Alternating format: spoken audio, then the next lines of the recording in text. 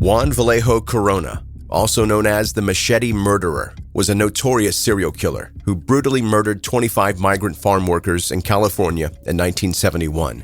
His heinous crimes, which involved mutilating and burying his victims in shallow graves, sent shockwaves through the community and garnered widespread media attention.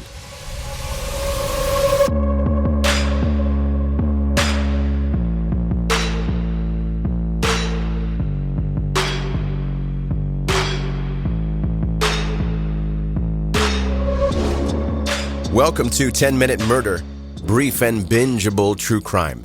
I'm Joe, the host, and thank you for joining today. And as you can tell, I'm still sounding sick. I don't feel sick, which is weird when you feel fine, other than being a little stuffy. I feel fine, but I don't sound fine. So that's that weird world that I'm in right now. And a big thank you to everyone that reached out and checked on me just to make sure I was still alive and breathing. Yes, I am. It's only through one nostril, but I am breathing. And some of you, I assume, thought Joe is sick. He needs like some memes to cheer him up. I don't get depressed when I get sick, but I do appreciate the memes. And I got buried in an avalanche of memes. I'm talking about just regular old funny memes, of the ordinary variety, and then also true crime memes that I thought about posting. And I do that sometimes. Sometimes you guys send me true crime memes and I'll post those. Or if I come across one that I think is appropriate, I'll post it. But there was one in particular. I'm kind of embarrassed that I laughed about it. It's dark. I won't post it, but I will tell you what it is. It's Garth Brooks. You can tell that it's Garth Brooks by the way that it is. And then it's instead of Garth Brooks' head, it's got John Wayne Gacy wearing his full clown makeup. And it says at the bottom, "I've got friends in crawl spaces." Completely out of bounds.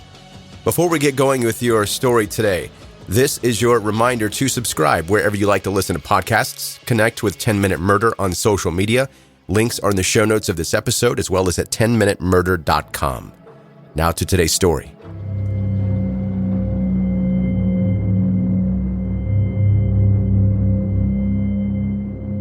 Juan Vallejo Corona was born in a rural area in the state of Jalisco, Mexico, on February 7th, 1934.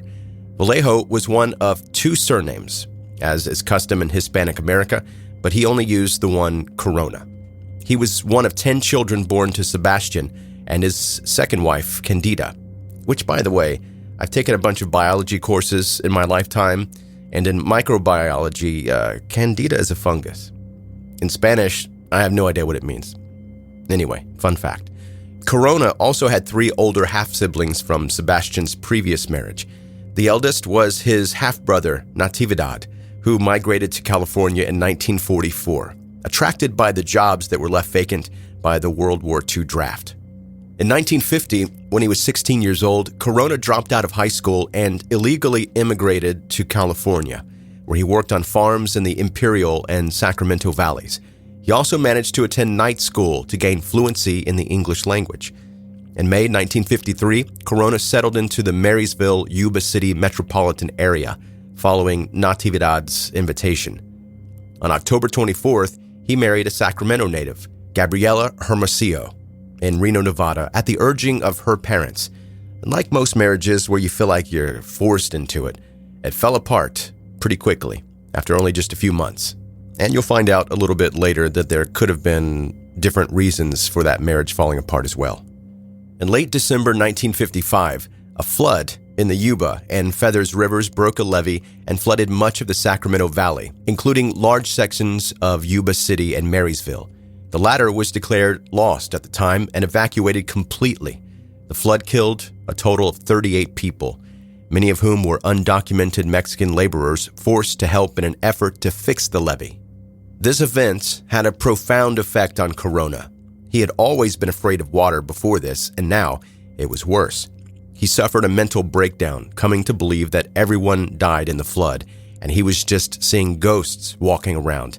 On January 17, 1956, Natividad had Corona committed to a mental hospital in Auburn, California, where he was diagnosed as a paranoid schizophrenic.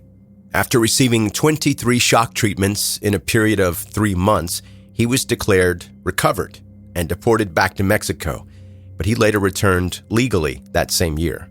In 1959, Corona married a second time to Gloria Moreno, and had 4 daughters with her. At this time in his life, he had a violent temper, constantly felt the need to show off his masculinity, and well known as a homophobe, especially with openly gay men.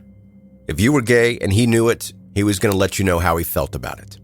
In 1962, he became a licensed laborer contractor and hired workers to staff local fruit ranches. In March 1970, Corona had a new schizophrenic episode and was briefly institutionalized again. On May 25th, a young Mexican man named Jose Rea was found injured in the restroom of Natividad's Guadalajara Cafe. Jose had been attacked in the face and head with a machete, nearly scalped, prompting Natividad to call the police. Though he had not actually seen his attacker, Corona was considered a suspect because he was at the cafe at the time.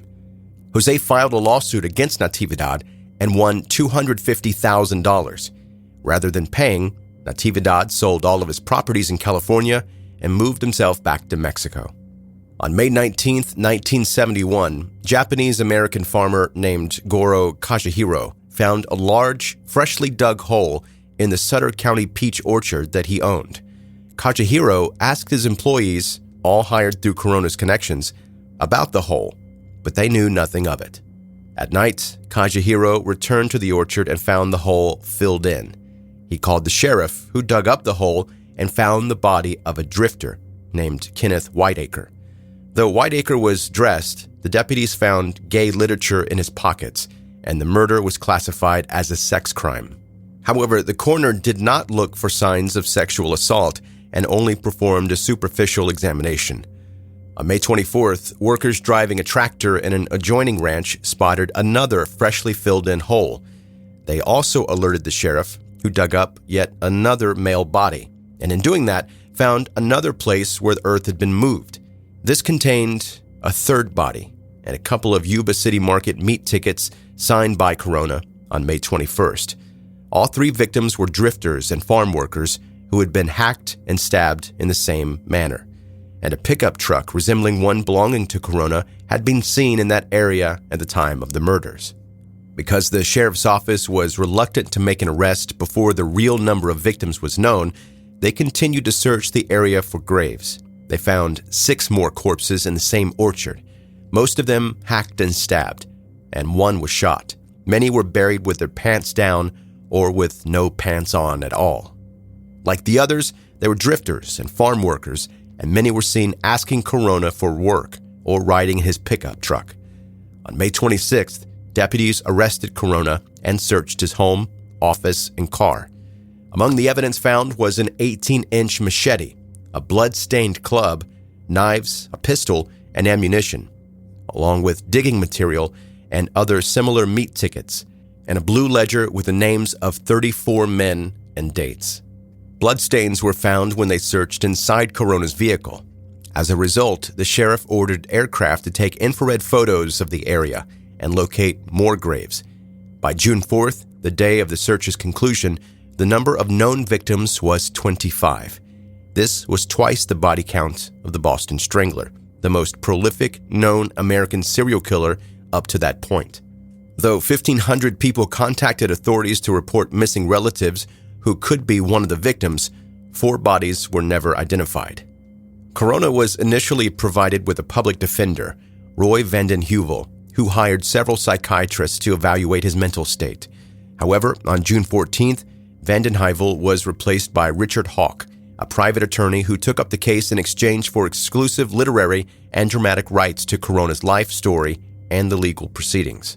Hawk decided not to plead innocence by reason of insanity. He fired the psychiatrists, made no mention of Corona's schizophrenia, and called no witnesses. The proceedings were delayed twice, once because of Corona being hospitalized after suffering 2 consecutive heart attacks, and another because of the abolition of the death penalty in California, which took place while the trial was underway. Finally, Corona was found guilty on all charges on January 18, 1973, and sentenced to 25 consecutive life sentences without the possibility of parole. However, further changes in the criminal legislation of California allowed him to get a parole hearing after 7 years. In 1974, Corona's wife divorced him. And in 1978, Corona's first attorney was ruled incompetent, and he was granted a retrial. His new attorney, Terrence Hallinan, called 50 witnesses and attributed the murders to his brother, Natividad, who had earlier died in Mexico City in 1973. Citing Jose's 1970 lawsuit, Hallinan claimed that Natividad was a violent homosexual. However, it was Corona who admitted to being a closeted homosexual and had one homosexual encounter in Mexico before he immigrated to the United States. This time on trial, the main witness for the prosecution was a Mexican consulate employee who met Corona in jail in 1978 while he was preparing for his appeal. According to him, Corona admitted to the killings, stating in Spanish, "Yes, I did it, but I am a sick man, and a sick man can't be judged by the same standards as other men." Hallinan countered this, claiming that Corona had not actually said, "Yes, I did it," but a hypothetical, "if I did it." After 7 months, the jury found Corona guilty on all counts again and dismissed Natividad's involvement, arguing that the defense did not prove he was in California at the time of most of the murders. Shortly after, Corona was stabbed in the face by other inmates and lost all sight in his right eye. He was serving his sentence in Cochran State Prison. During this last parole hearing in November 2016, he admitted to killing some of the victims before a Californian court for the first time, but claimed that they were all trespassers. Juan Corona died on March 4th, 2019 from natural causes at the age of 85.